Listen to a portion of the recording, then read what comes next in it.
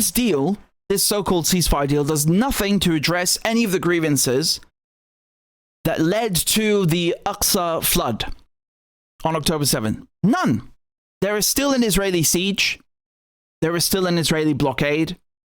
You cannot leave by land, air, or sea. The Israelis still control whether doctors can get into Gaza, whether journalists can get into Gaza. There is no mention of, a Palestinian state or simply allowing Palestinians to self-govern. Instead, they want to bring in some colonial viceroy like Tony Blair or Donald Trump or John Doe to come in and rule over Palestinians, like as if they're not capable of self-governance. When ironically, Gaza had one of the highest rates of university graduates and academics per capita, right? So, I mean, the irony is astonishing. And they still won't treat Palestinians like human beings. They deny them their human rights. They abuse them, violate them, occupy them, besiege them. None of these grievances have been addressed. So even if you're a Zionist and you're trying to plan long-term for Israel's so-called security, you're really shooting yourself in the foot. But, trust someone like Netanyahu and Jared Kushner and Donald Trump to give a crap about reason, right? This has always been the plan of Zionists. It's always been that way since Ben Gurion, right? Who they like to contrast to Netanyahu as being some kind of like rational, more down to earth left, like a liberal Zionist or whatever. No. Even since Ben Gurion, you can go read that letter he wrote to his son in 1937. He talks about how the whole game plan is to just take as much land as possible, right? It's to take as much land as possible. So I fear the second they get their hostages, their POWs back, the Israelis are going to resume the bombardment. They're going to resume the ethnic cleansing, just like we saw in January, right? Just like we saw in January with that ceasefire, and just like we saw the first time there was a week-long ceasefire with the first hostages being exchanged. This whole deal has no deadlines for the Israelis. Where are the deadlines? There's no deadline for when Israeli troops have to do any of this so-called withdrawal. It's not a withdrawal. They're literally staying inside of Gaza, just moving to different places inside of Gaza. There is no timeline for this. They've drawn these lines on a map, but even these lines, which are this occupation of Gaza, which is already insulting on its own, has no deadline. There is no timeline for any of this stuff. When do the Israelis move to the yellow line? When do they move to the green line? The red one, or this so-called security buffer zone? When do they move there? In 1,000 years? In 10 months? What is the timeline? There is none. There is none. The only timeline in this whole deal is, of course, imposed on the Palestinians. Give us the hostages in 72 hours or else. So we'll see in the next 72 hours what happens. I hope that I'm wrong on all counts. I would love to be wrong, but I don't think that this is going to ensure any sort of peace. I mean, it's absolute madness. There's also no mention of UN peacekeepers. You talk about bringing in some kind of security force, some vaguely defined security force. What does that mean? We saw when they talked about replacing the United Nations and bringing in the Gaza Humanitarian Foundation, we saw what that was. That turned out to be a death trap. It turned out to be a death trap. Those US contractors were luring hungry Palestinians into death traps and executing them. Yes, it's actually that evil. It's actually that evil. It's probably more evil than what I'm describing to you. It's actually that evil. Not to mention that this so-called, this international force, this vaguely defined force, they don't even talk about who it's going to be. We've heard whispers, it might have some troops from Qatar, it might have some troops from Egypt. But we know that they're sending 200 American troops, US troops right now to Gaza. And they say, there won't be any boots on the ground. Yeah, the last time they said that was when they built this bullshit pier where they ended up killing 200 Palestinians, more than 200 Palestinians in a so-called hostage rescue operation. It was basically a bloodbath to rescue a bunch of Israeli soldiers. That's what it was. So there was that pier, and then the Gaza Humanitarian Foundation. Every time they bring American troops into Gaza, it ends in a bloodbath. Do you understand?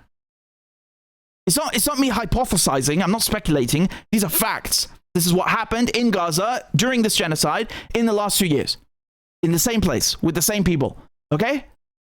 So why would it be any different the third time around? Why would it be any different the third time around? Not to mention what the Israelis have done for put the main imperial force aside, right? I'm just talking about like a few hundred American troops. Look what they've done. Never mind the Israelis. So there are no deadlines. And this idea that, Hamas have agreed to, and also another thing with the deadlines, there's no deadline for when Palestinian hostages get released. So how do you put a 72-hour deadline on handing over the Israeli POWs, but there's no deadline for when the Palestinians get handed over, of which there are, scores and leagues more. You've got thousands of Palestinians in Israeli dungeons. You've got at least 1,500 in administrative detention alone. So in administrative detention is basically you've got no charge, no trial, not even allowed to know why you've been kidnapped. You're a hostage by definition. Where's the deadline for handing over those people? Again, this whole thing doesn't deal with any of these grievances at all. At all. It's a slap in the face. It's an insult. And this idea that Hamas are going to go and give up their weapons, I mean, they're taking the piss with this whole thing. It's really like you see that the Israeli way of so-called negotiating is to add so many insulting things on a list that you just look at it and you go, what the fuck? That's they do that on purpose. So your only response is to walk away, and then they can sort of justify whatever colonial violence they inflict on you, like as if the two are comparable. What Hamas did this time, Hamas said, we agree to the ceasefire part. We're cool with that. And we'll discuss the other, we'll iron out and hash out the rest of the details afterwards. So, you could chalk that up to being very good negotiation tactics and so on. I mean, frankly, I follow this for a living. It's no different from what they've been saying for 2 years. So I don't really feel that they pulled something particularly novel this time. They've been saying the same thing for 2 years. We'll give you all the hostages if you just piss off and pull out of the Gaza Strip. So anyway, that's being described as a very novel or smart way to have kind of, go on a ceasefire, but and some aid in, and that's it. So what about the day after, right? Which is a term that they use. Basically, who's going to rule Gaza? What's going to happen?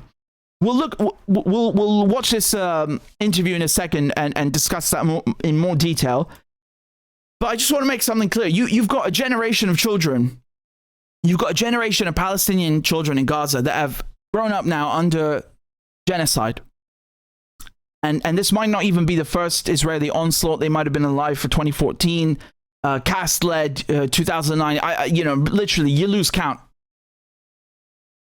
You've got a whole generation of Palestinian children that are going to grow up, and they are going to bring forward the third wave of Palestinian resistance. Don't shoot the messenger. I'm a political analyst. I'm a journalist. Don't shoot the messenger. Don't shit on me because you don't like the truth. It's not me who creates these conditions. I'm saying you haven't addressed any of the grievances that led to the Aqsa flood. You haven't addressed the siege. You haven't addressed the occupation, the statehood. None of it. The human rights. None of it has been addressed. As a matter of fact, it's even worse. This is making it even worse. So you've guaranteed that you get a third wave of Palestinian resistance. Now, whether that is an Islamist a wave like Hamas, Hezbollah, etc., or it's a secular Marxist wave like the PLO, or rather more specifically the PFLP, and so on, I don't know. I can't predict that far into the future. But you're going to get a third wave of resistance. And those children that have grown up under this genocide are going to make Hamas look like a bunch of altar boys. The next wave of Palestinian resistance will make Hamas look like altar boys, because they've grown up under this genocide. They've been subjected to far worse than whatever happened in the first and the second Intifada. This genocide makes the Intifada look like a joke, Okay, so you've guaranteed another October 7, another Al-Aqsa flood. That's guaranteed. It's not my doing. Don't shoot the messenger. That's your doing. The empire, the Israelis have guaranteed that. So this idea that, you know, you're going to go ahead and disarm Hamas, I mean, even if you do that, you might convince the leadership to do that. You might convince the people in Turkey and Qatar to do that. You're not going to convince the men that are my age that have grown up under Israeli bombs in Gaza to do that on the ground. You're not going to do that. It's not happening. It's just it's common sense. It's common sense. It's not my opinion or, you know, what I want. I'm just telling you how it is. When you get a bunch of sleazebags in suits like this sitting around dictating, you know, like they shit roses or something about what's going to happen, you know, to people's futures, there's going to be blowback. And again, it's not my fault. I'm not condoning or condemning it. I'm telling you how it is. There's an action, there's a reaction. You can't have occupation without resistance. This peace plan does nothing to address any of the grievances. As a matter of fact, it makes them worse. So whatever we're seeing right now in Gaza is temporary. It's a short-lived respite, and my fear is that it's gonna get worse before it gets better. Something that I just can't get off my mind is whether this is going to be seen in the future as an Oslo 2.0. What do I mean by that?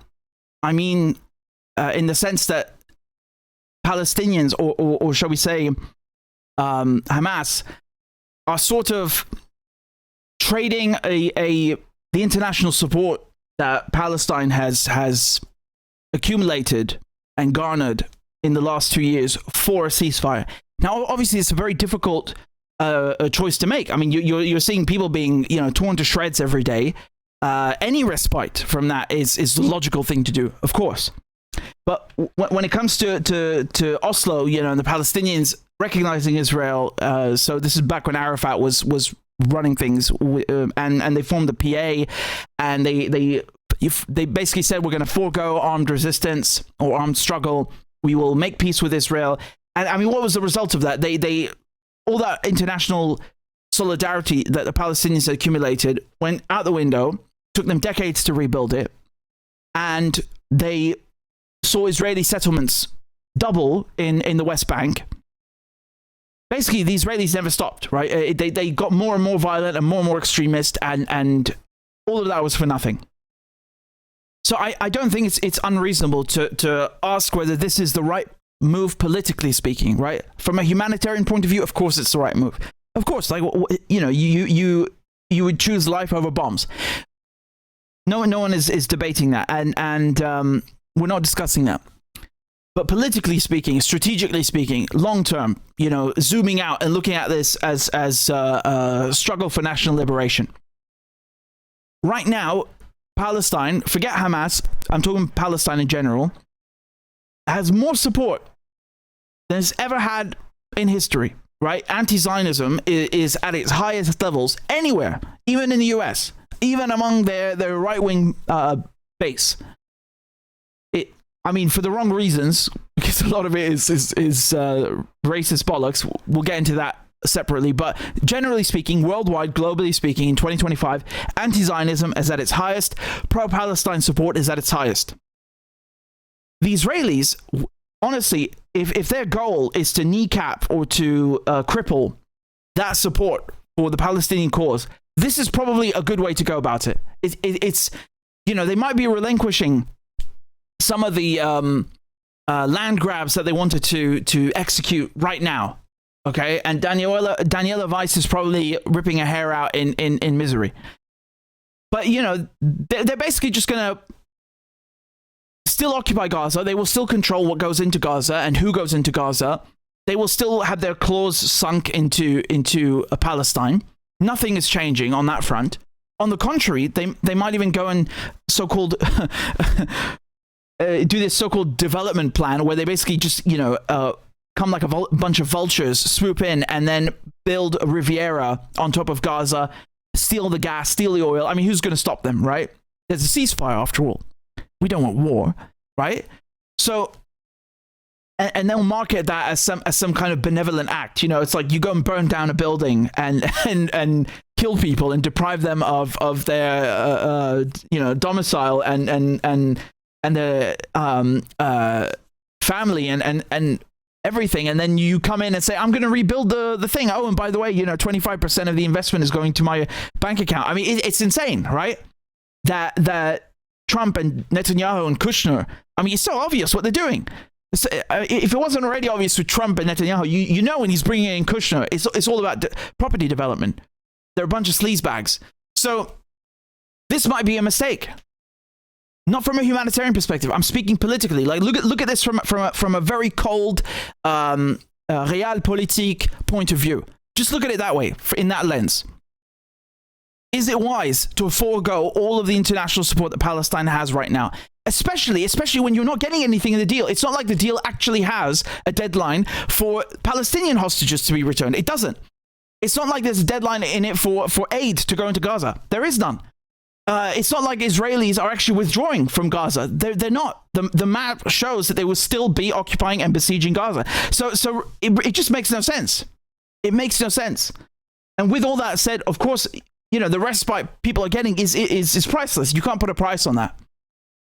But the problem with the Israelis is that these are bad faith actors. The Americans are bad faith actors, right? I'm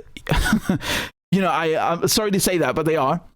So is the UK and all of the Western and European powers. They are bad faith actors. They cannot be trusted. I mean, literally, we just watched an interview where this guy is a diplomat, is getting blown up during negotiations, right? Khalil al-Hayya, who was leading these negotiations, they almost tried to kill him. They almost killed him. They tried to kill him a few weeks ago.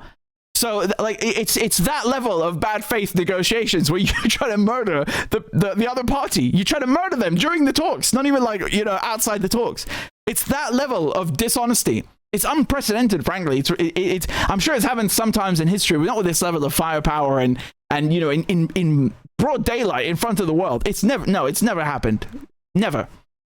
We are dealing with extraordinarily bad faith and dishonest actors who always go back on their word, who always lie and always cheat.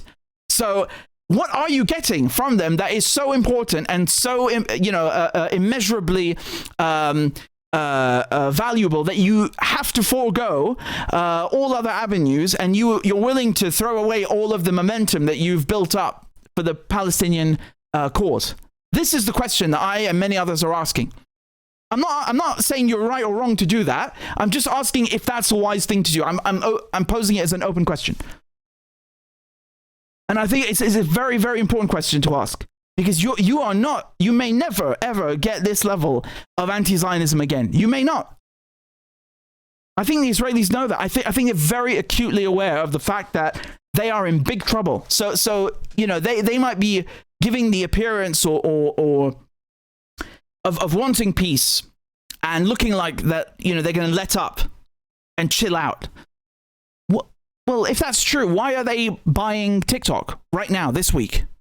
Why are they doing that? Why are they investing gratuitous amounts of money and wealth into having Barry Weiss become the editor of CBS News and taking over TikTok? Why are they doing these things if their long-term goal is peace? Why do they give a shit? Why are they spending so much effort to take back the narrative? It's because they're not done. That's the answer. That's the only logical answer. They are not done. As long as they're occupying and besieging Gaza, they're not done.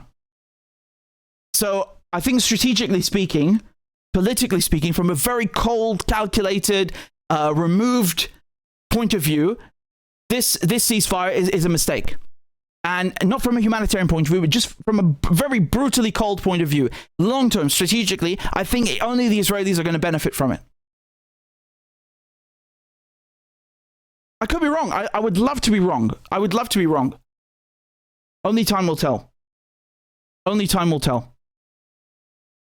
But, in 3 days, Hamas is supposed to give back the Israeli POWs and hostages, so we'll see what happens then. And the Israelis might not stop bombarding Gaza immediately. You have to remember, when it comes to this genocide, there were many episodes before of violence.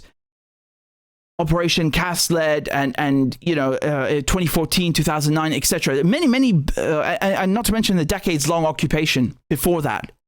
So it just happens to be that this time they went and kind of vomited this giant dose of violence on Gaza.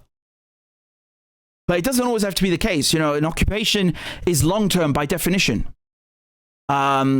Especially a foreign military occupation like the one we're talking about here. The whole problem is that it's been made permanent. It's not supposed to be permanent under international law. Geneva Convention outlines rules and regulations to make these things orderly and as humane as possible for the shortest amount of time possible. They're not a framework, so you just steal land like the Israelis use it. So only time will tell. But it might end up being a mistake. And not to mention, a lot of people died.